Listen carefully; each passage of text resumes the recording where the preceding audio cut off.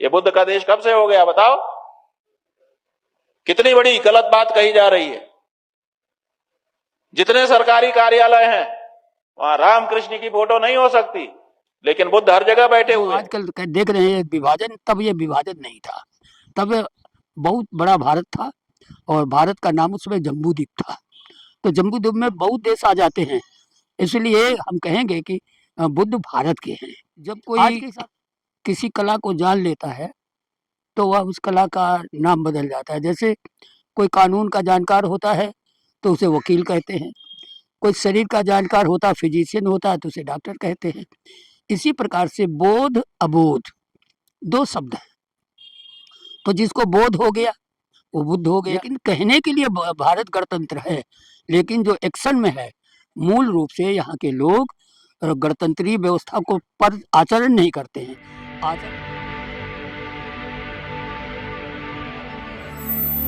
जय भीम, मैं मेवालाल और आप देख रहे हैं बहुजन समय। साथियों, इस समय पूरे देश में एक मुद्दा छाया हुआ है। कहा जा रहा है कि कौन कहता है कि भारत बुद्ध का देश है। बुद्ध तो भारत में पैदा नहीं हुए, वो लुम्बिनी में पैदा हुए। तो इसलिए जो मोदी जी विदेश जाते हैं भारत के बाहर, तो कहते हैं मैं बुद्ध के देश से आया हूँ। तो सवाल पैदा हो रहा है कि यह देश धर्मनिरपेक्ष है, तो ऑफिसों में कॉलेजों में क्यों केवल बुद्ध का वहाँ पर फोटो टांगा जाता है, लगाया जाता है, और वहाँ राम कृष्ण का फोटो क्यों नहीं लगाया जाता? तो आज उसी को समझने के लिए आया हूँ कि आखिर बुद्ध क्या है, बुद्ध किसी व्यक्ति के नाम है, और क्या भारत बुद्ध का देश है। और जिस तरह से तरह तरह के लोग आरोप लगा रहे हैं, आज समझने के लिए आया हो। भंते हैं, बहुत काफ़ी एज है उनका, भंते जी का। उनसे समझूंगा कि आखिर बुद्ध को किसी व्यक्ति के नाम है या बुद्ध ज्ञान है, क्या है बुद्ध, उनसे समझेंगे। भंते जी, सबसे पहले आपका परिचय बताएं, और इतने उम्र में अभी भी आप जो बुद्ध का चोला आपने पहन रखा है, इसको कई नाम से जानते हैं, तो अपना परिचय के साथ बुद्ध क्या है बताएं सर। ठीक बात है। मैं भिक्षु धम्मानंद विवेचन, लक्ष्मी नगर बौद्ध समण विहार का विहाराधीश हूँ। मेरी वर्तमान में 81 वर्ष की आयु हो चुकी है और 80 की उपसंपदा आचार्य बना हूँ। तो 80 से लेकर अब तक जो लगभग 45-46 साल हो रहा है भिक्षु जीवन में। तो देखिए, जब कोई किसी कला को जान लेता है तो वह उस कला का नाम बदल जाता है। जैसे कोई कानून का जानकार होता है तो उसे वकील कहते हैं, कोई शरीर का जानकार होता है, फिजिशियन होता है, तो उसे डॉक्टर कहते हैं। इसी प्रकार से बोध अबोध दो शब्द हैं। तो जिसको बोध हो गया वो बुद्ध हो गया, और जिसको कुछ भी पता नहीं बोध है तो अबोध। अबोध और बोध, बोध का धर्म, तो धर्म एक होता है, धर्म धर्म है। तो दो पक्ष हैं, एक बोध अबोध। तो जो स्वयं से जानता है अपने बारे में, संसार के बारे में, स्वयं अपने अनुभव से जाना, वह बुद्ध है। बुद्ध एक डिग्री का नाम है। तो जैसे सिद्धार्थ बुद्ध हैं, सिद्धार्थ को बुद्ध तब कहा गया जब उनको बोध हो गया। तो सिद्धार्थ को बोध हुआ उर्वेला कश्यप, उर्वेला में, जिसे आज बोध गया कहते हैं, और उन्होंने जो उपदेश किया, जो जाना उसको बताया, तो वह सारनाथ में है। अब सारनाथ शब्द जो है वो सार माने यथार्थ और नाथ माने मालिक, सत्य का मालिक। जैसे कि वाराणसी को विद्वानों की नगरी कहा गया, बहुत बड़ी परंपरा से विद्वानों की नगरी कहा गया। तो बुद्ध को जब कोई अपनी बात कहनी थी बहुत लोगों के बीच में, इसलिए उन्होंने सारनाथ को चुना। सारनाथ में उन्होंने अपने अनुभव को बताया, और वहाँ पर मूल रूप से वे 5 उनके परिवारजक थे जो उनकी सेवा में लगे हुए थे, ने बस जान करके छोड़कर चले आए थे। तो उन्होंने ये देखा कि जो हमने जाना है, क्या इससे पहले इस बात को किसी ने जाना है? तो पता लगा कि संसार में इससे पहले किसी ने नहीं जाना। तो तेहरा तेहरा करके देखा उन्होंने, और जब लगा कि इस बात को कोई नहीं जानता है तो फिर इस बात को किसे बताएं। तो उन्होंने ध्यान करके देखा तो उस समय के महाविद्वान थे, वे लोग भी नहीं रहे जिन्हें इससे बहुत कुछ जाना था। और जब वो भी नहीं रहे तो फिर अंततोगत्वा उनको याद आया कि वे 5 परिव्राजक जो हमारी सेवा में लगे हुए थे वे अब कहाँ हैं, जो इनको पथभ्रष्ट जानकर छोड़कर चले गए थे। तो ध्यान देकर देखा कि वे मृगदाय निष्पत्तन वाराणसी में हैं। तो फिर वहाँ से चलकर वे आए। अब इन बातों में तरह तरह की बातें कही जाती हैं, तो जो अनुकूल हैं प्रतिकूल हैं उन तमाम चीज़ों को देखकर आपको पता लगेगा कि साधारण तरह बात बताई जाए जो आम आदमी को समझ में आ सके। तो बुद्ध जो होते हैं, जिसको बोध हो गया, तो काहे का बोध हो गया, तो काया का बोध हो गया, जो अपनी काया के बारे में जानता है, और वाणी का शुद्धिकरण हो गया, वाणी को जान गया, और सोच को जान गया। कायिक वाचिक मानसिक, मन से सोचते हैं, काया से करते हैं और वाणी से बोलते हैं। तो इनमें सर्वज्ञता को प्राप्त हो गया। जो आदमी अपने को जान लेता है वह संसार को जान लेता है। तो जिसने अपने को नहीं जाना वही मतांतरों में खोते रहते हैं। और भगवान बुद्ध ने जो कहा होगा तो एक ही बात तो कही होगी, सबसे अलग अलग थोड़ी कहा होगा, लेकिन उन बातों के लिए भी मानने वालों की बहुत संख्या हो गई। कहते हैं 18 भागों में बुद्ध की बात फैल गई, 18 निकाय हो गए और सब अपनी अपनी बात कहते हैं। तो बुद्ध के समय में कोई निकाय नहीं था, बुद्ध केवल एक ही बात मैं कहते पहले थे। से जानना चाहूंगा कि बुद्ध का पहला नाम, बचपन का नाम क्या था और वो पैदा कहाँ हुए थे? ठीक बात है। तो उनका बचपन का नाम था सिद्धार्थ।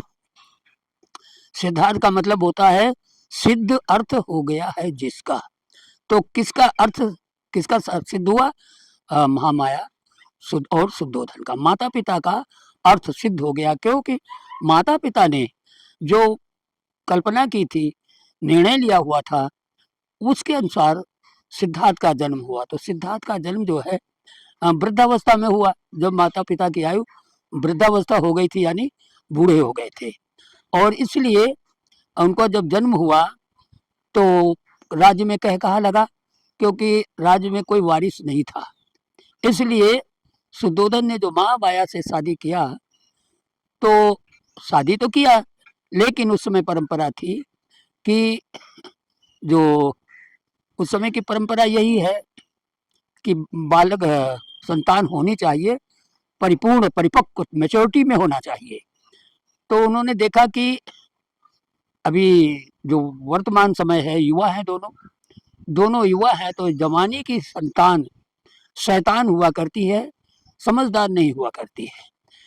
और वास्तव में वृद्धावस्था की संतान जो है वो बड़ी धैर्यवान होती है, धीरज से रहती है और सोच समझकर कोई काम करती है। इसलिए समझदार आदमी की जरूरत थी। अतः उन्होंने वृद्धावस्था आने पर गर्भाधान क्रिया किया। आजकल का जमाना तो मनोरंजन का हो गया, हर कोई मनोरंजन करता है। तो हमारे भारत की बहुत पुरानी परंपरा रही है, कोई भी फल तोड़कर नहीं खाया गया। जब भी किसी ने कोई फल खाए तो वे पककर जब टपक जाते हैं, टपकने का मतलब हो गया अब उसको नहीं चाहिए, ऐसे गिरे हुए फलों को खाया गया, हमेशा से परंपरा रही। वर्तमान में तो पकने ही नहीं दिया जाता, तो जब पकने नहीं दिया जाता है तो वो मेच्योर नहीं होता है।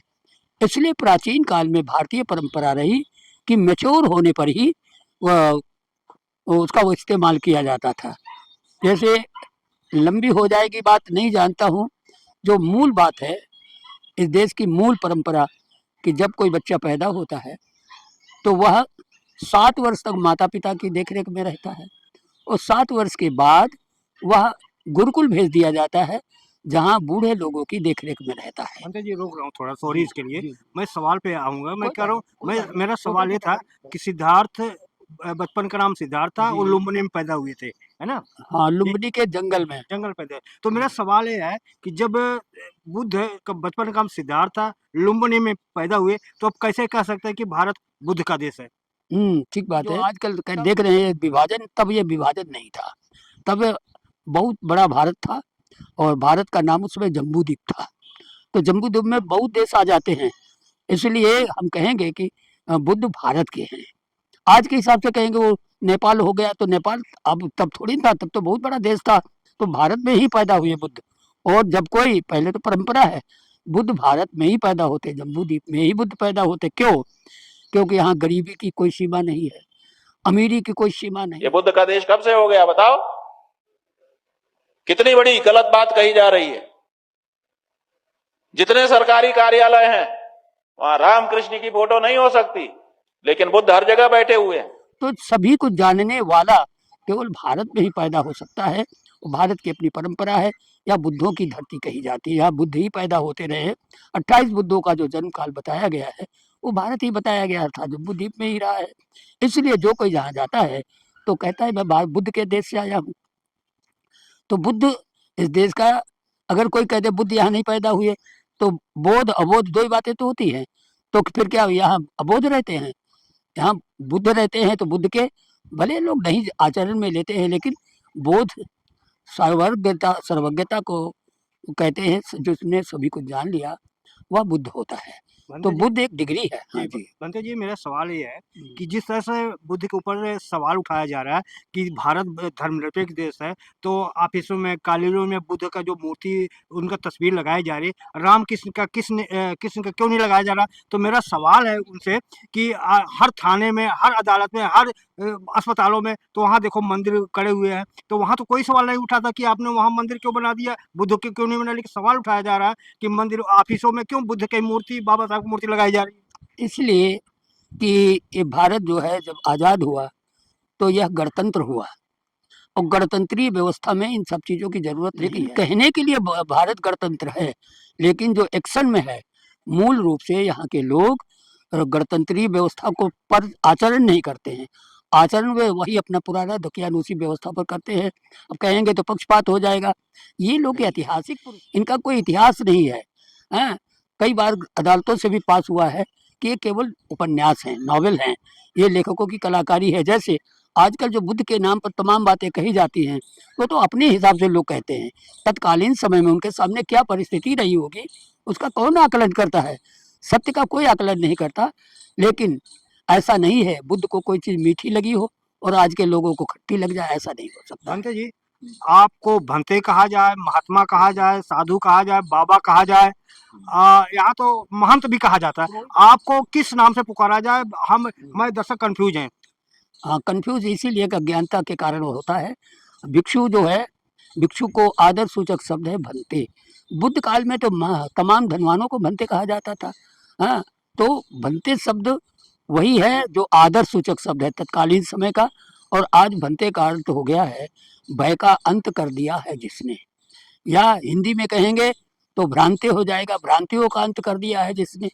लेकिन वो पुरानी भाषा में आदर सूचक शब्द है, सम्मानित शब्द है। जैसे कोई महंत कहते हैं तो महंत किसको कहते हैं? एक आश्रम का मुखिया वो महंत हो जाता है दूसरी भाषाओं के आधार पर। और क्या है कि जो बाबा बाबा कह देते हैं, बाबा भी जो बाल रखा के रहता है, जटाजूट रहता है, उसको बाबा कहते हैं। या आपके पिता का पिता वो भी बाबा होता है। साथ ही साथ और कहते हैं जैसे साधु, साधु सधने वाला, जिसने साधना की है, अपने को साध रखा है, जो चंचल नहीं होता है, इसलिए साधु भी कह देते हैं। महात्मा शब्द कह देते हैं। बहुत लोग अभी बुद्ध को भी महात्मा कहते हैं, तो उनको यही नहीं पता है कि आत्मा होगी तब न महात्मा होगा। आत्मा को बोधने, आत्मा, आत्म, अत्त, अत्त का मतलब होता है स्वयं। जब आप गौर करोगे तो मैं शब्द स्वयं का है, गौर करेंगे तो मैं शब्द ही नहीं है, मैं जैसी कोई चीज ही नहीं है। तो एक चीज का अज्ञानता दूसरी चीज को जन्म देती है। जो लोग जिनको आत्मबोध नहीं है वही लोग जो है वो परमात्मा, आत्म परमात्मा, जिनको अपनी आत्मा का पता नहीं है वही लोग दूसरे की आत्मा की बात करते हैं। भंते जी, अगला सवाल मैं आपसे ले रहा हूँ। आप जिस वस्त्र में बैठे हैं, पहन रहे हैं, ये चीवर इसको बोलते हैं। बहुत से यही रंग रूट बाबा भी पहनते हैं, संत भी पहनते हैं, तो आप में और उनमें अंतर क्या है? अंतर यह है कि चीवर जो है वो 24 टुकड़ों में बना होता है, और चीवर जो है घूरे गलियारों को पड़े हुए चीथड़े और कफन के बने होते हैं। समाज ने जिस चीज़ को व्यर्थ फेंक दिया है, अपने काम की नहीं रह गई है, उससे भिक्षु गुजर करता है। इसलिए इसको चीवर के नाम से वर्तमान में कहा गया। वैसे ये कासाय वस्त्र है। कासाय वस्त्र से अभिप्राय होता है जिससे हम कसा गए हैं। तो हमारी इंद्रियां जो है वो इंद्रियों का ही भोग है, सारा इंद्रियों से भोगते हैं। तो इंद्रियों से जिसको कसाए, हाँ, कसैला हो गया है, जो अब इंद्रियों के चक्कर में नहीं पड़ता है, केवल उसके यथास्थिति को जानता है कि इंद्रियां हमारे जीवन जीने के सहायक है, माध्यम है, और इंद्रियां ही जीवन नहीं है। तो इसलिए इसको चीवर चीवर जो है इसलिए कहते हैं कि कोई न कोई एक शब्द तकनीकी शब्द दिया जाता है, और चीवर वही है जिसमें 24 टुकड़े हैं, और 24 टुकड़ों में परंपरा से पुराने चीवर का एक टुकड़ा नए कपड़े में लगा दिया जाता है, और इसे हम परंपरा से चीवर कहते चले आए हैं, लेकिन वर्तमान में कोई चीवरधारी नहीं है। जी, मैं अगला सवाल आपसे ले रहा हूँ बनते जी। हमारे दर्शक नहीं समझ पाते कि मंदिर में और बौद्ध विहार में अंतर क्या है। ढांचा वही है, जैसे मस्जिद है, गुरुद्वारा है और चर्च है, ये अंतर क्या है? इसमें जो बैठते हैं वो कौन लोग बैठते हैं, इसमें थोड़ा बताएं हमें दर्शकों को। नहीं नहीं, ठीक बात है। देखिए, ये बुद्ध विहार का मतलब है, विहार माने रहने का स्थान, और बुद्ध माने बुद्ध की मूर्ति जहाँ रहती है उसे बुद्ध विहार कहते हैं। वर्तमान में जो बुद्ध विहार है वे बौद्ध विहार हैं। बौद्ध विहार माने गेस्ट हाउस, बौद्धों के रहने का स्थान। तो बौद्ध तो परमानेंट मंदिर करना ठीक नहीं है। नहीं नहीं भाई, ठीक है, एक एक बात समझो ना। तो ये बौद्ध विहार हो गया। तो एक बौद्ध विहार माने गेस्ट हाउस है, और एक बुद्ध विहार का मतलब है जहाँ बुद्ध की मूर्ति रहती है। तो उसके फॉलोवर भिक्षुगण रहते हैं, आचार्य लोग रहते हैं, और बौद्ध लोग आते जाते रहते हैं, ठहरते रहते हैं। जैसे गेस्ट हाउस होता है उस प्रकार से बौद्ध विहार है। दूसरी बात, मंदिर मन धन इंद्रिय, मनेन्द्रिय, सारी इंद्रियों में मन इंद्रिय सर्वश्रेष्ठ है। इसलिए मन इंद्रिय को संयत करने के स्थान को मंदिर कहते हैं। वह किसी भी संप्रदाय का हो सकता है, उसने अपना तकनीकी शब्द कुछ भी रख लिया हो, अनजान लोग जैसा समझते हैं वैसा बोलते रहते हैं। मंदिर वास्तव में मन इंद्रिय को संयत करने का है। जैसे दुनिया में जीवन जीने के दो ही तरीके हैं, या तो पूजा माने पूर्ण जानकारी, या तो वह स्कूल में जाकर शिक्षा लेता है जिसको गुरुकुल कहते थे, और या फिर वह किसी मंदिर में रहता है, मंदिर में कोई मूर्ति होती है और वहाँ पुजारी यानी पूर्ण जानकारी वाला होता है, मूर्ति के माध्यम से आपको पूरी जानकारी देता है। ये सभी जगह यही तरीका है। और अगर आप शिक्षित होना चाहते हैं तो स्कूल आपको जाना पड़ेगा। स्कूल जाओगे तो वहाँ मास्टर और ब्लैक बोर्ड मिलेगा जिसके माध्यम से वो समझाएगा। तो शिक्षा के दो तरीके हैं। दोनों तरीके जो हैं, मंदिर में जाकर के आप सभी को एक साथ बैठा सकते हो, स्कूल में सभी लोग एक साथ नहीं जा सकते। स्कूल के लिए कम से कम 45 लोगों का, ज़्यादा ज़्यादा 50 लोगों का एक क्लास होता है। मंदिर में इसकी कोई सीमा नहीं होती है। मंदिर में जितने लोग आसानी से बैठ सकते हैं, जितने लोगों को समझाया जा सकता है उतने लोग समझाया जाता है। तो मंदिर मन इंद्रिय को संयत करने का स्थान को कहते हैं। और रही बात बुद्ध विहार, जहाँ बुद्ध की मूर्ति रहती है, और इसी से मिलता जुलता शब्द है बौद्ध विहार। बौद्ध विहारों का मतलब हो गया गेस्ट हाउस, बौद्ध भिक्षुओं के रहने का स्थान या बौद्ध उपासकों के रहने का स्थान। जी। अगला सवाल सर, बनते जी, मैं आपसे जानना चाहूँ कि बुद्ध ने अपने शिष्यों का नाम दिया भिक्खु यानी भिखारी, और जो हिंदू है अपने शिष्य थे उनको नाम दिया स्वामी। तो इनमें क्या अंतर है? शब्द है, शब्द एक अलग बात है। तो भिक्खु जो है वह भिक्खु का काम है शुभेक्षु। अगर इसको हिंदी में कहेंगे शुभेक्षु, जो सबके प्रति शुभ इच्छा रखने वाला, मंगल कल्याणकारी भावना रखने वाला, वह भिक्षु है। साथ में बोल देते हैं भिक्खु भिक्खु, पाली में तो भिक्खु है, तो हिंदी में उसको भिक्षु कहते हैं। भिक्षु भिखारी से ले लिया, तो जिसकी जैसी भावना होती है उसी प्रकार से वो निर्णय करता है। भिक्षु कभी किसी के घर नहीं जाता है। भूख लगने पर ही भिक्षु अपना पात्र, भिक्षा पात्र लेकर के किसी भी गांव में प्रवेश करता है।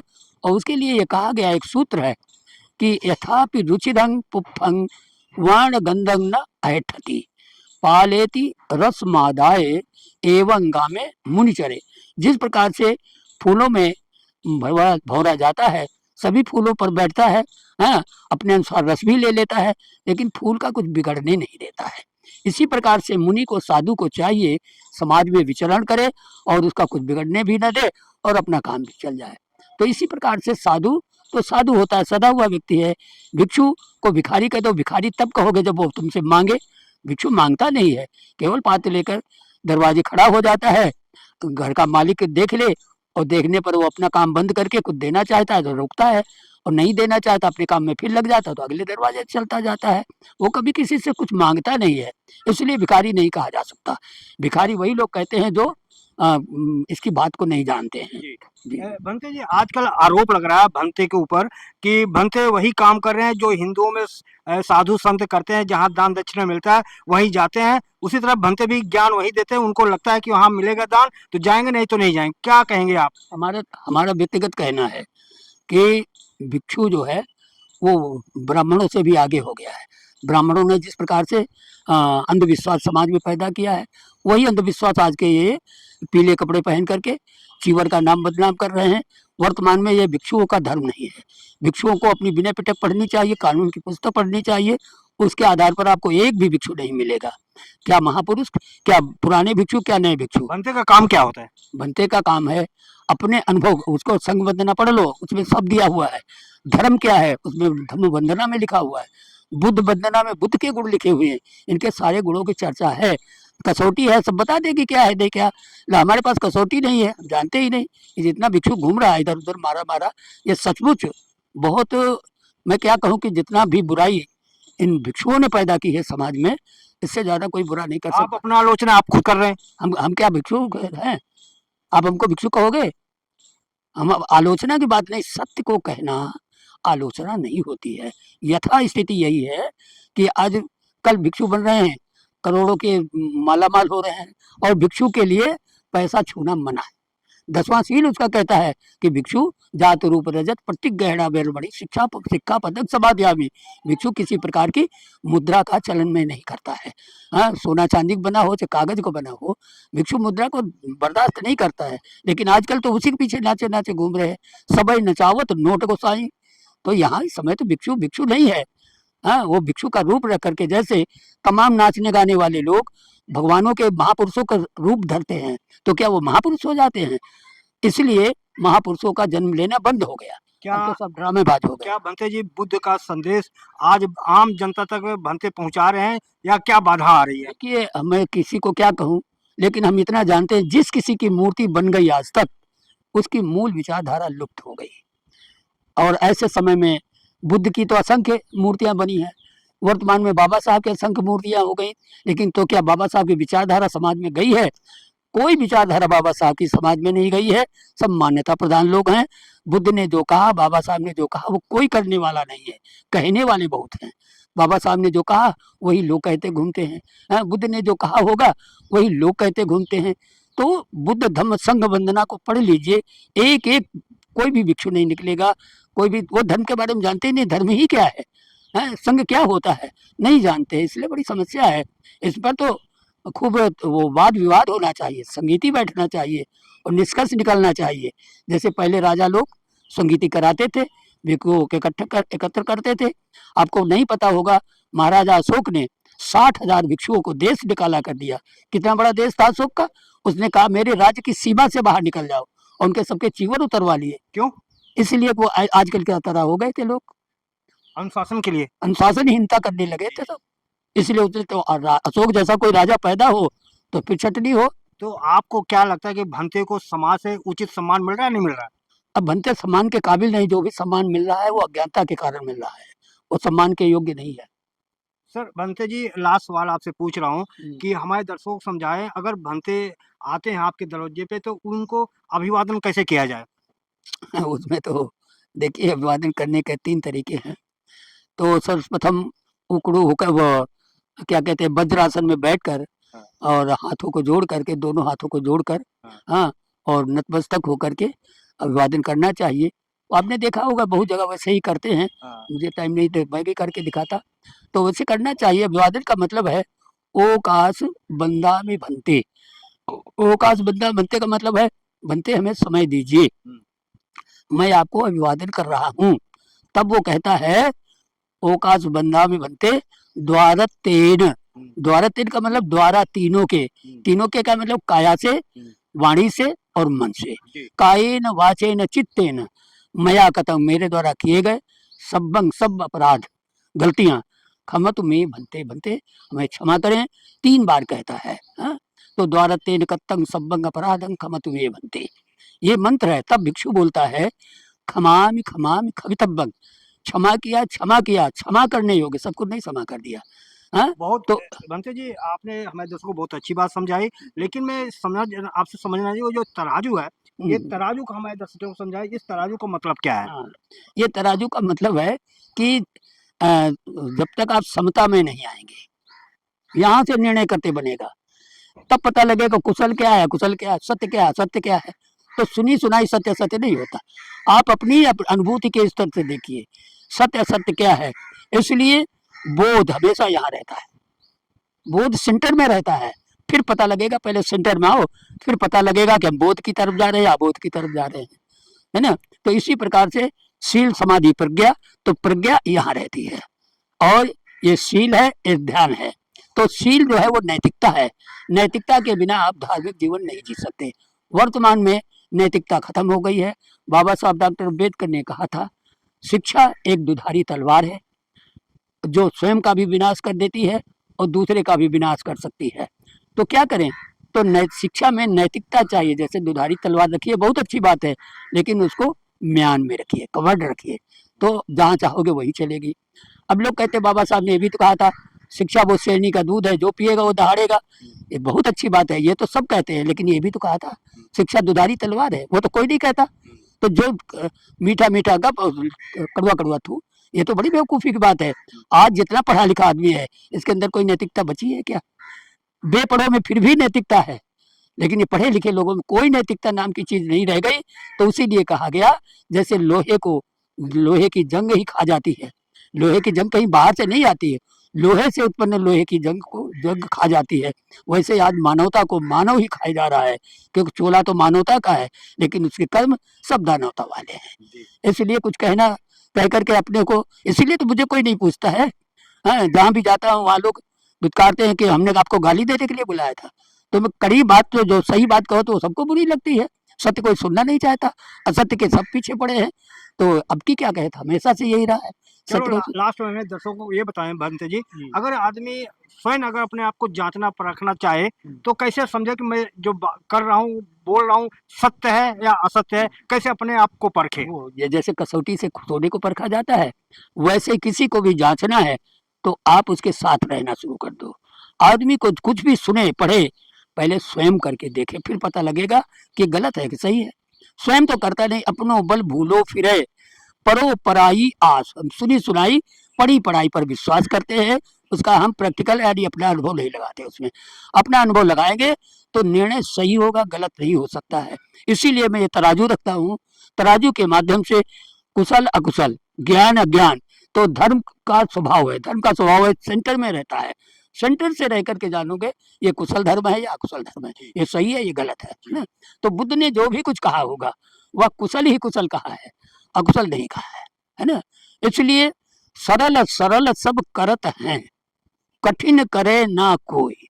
सरलता की ओर सब झुकते चले जाते हैं, कठिनता को छोड़ते चले जाते हैं, इसलिए सत्य लुप्त होता चला जाता है। धन्यवाद आप सबको। तो भंते जी आपने समय दिया हमको, बहुत अच्छा लगा सर। आपकी बात तो हमारी जनता कैसे लेती है, उनसे जनता से मैं खुद पूछता हूँ। साथियों आप देख सकते हैं कि किस तरह से भंते विवेचन ने अपनी मधुर वाणी से आप लोग की अच्छी बातें बताई।